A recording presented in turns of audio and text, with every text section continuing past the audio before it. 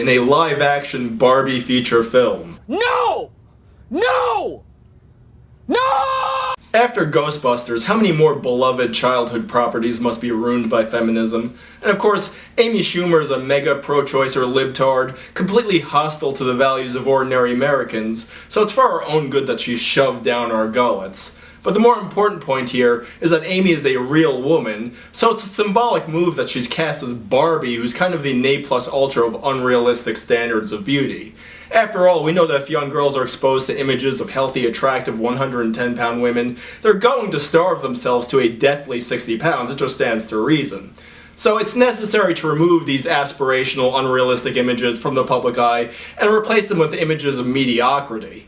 Now, if you remember a few years ago, we actually expunged all references to Albert Einstein from the textbooks because we didn't want kids to be exposed to unrealistic standards of intelligence, and we expunged all references to Jesus Christ because we didn't want kids to be exposed to unrealistic standards of moral perfection. Actually, that kind of almost really happened. Forget I said that. Now, we live in a shallow, image-obsessed culture, it's true. Where people go wrong is they think that having Kendall Jenner or Kate Upton up on a billboard or a magazine ad is an index of how shallow and image-obsessed we are.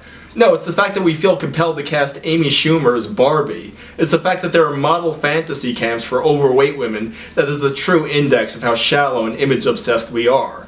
The girl on the billboard is simply doing a job, but the obsession with beauty has become so all-consuming that everyone feels like they're entitled to a piece of the pie. It's one of many things that have assumed the role of the basic dignity that should be afforded to everyone as their birthright. Now, I'm going to steer this back to deflating atheism territory, but it really speaks to a spiritual void in our society that people are trying to ground their self-esteem in these zero-sum games where for someone to be at the top, someone else has to be on the bottom. The only true self-esteem is grounded in the knowledge that we're all created equally in the image of a God who loves us. With the sanguine Emersonian recognition that all is well and wisely put, girls will be able to look at the girl on the billboard and say, you know what? Good for her. With authentic spiritual foundation, girls will be able to play with Barbies and not develop an eating disorder. Imagine that. So that's all I have to say about that. Hollywood, don't get Amy Schumer to play Barbie. Get like Brooke Burns or Kristen Chenoweth. Or if you want to be progressive, get like Gabrielle Union. Don't get Amy Schumer. No one wants to see Amy Schumer.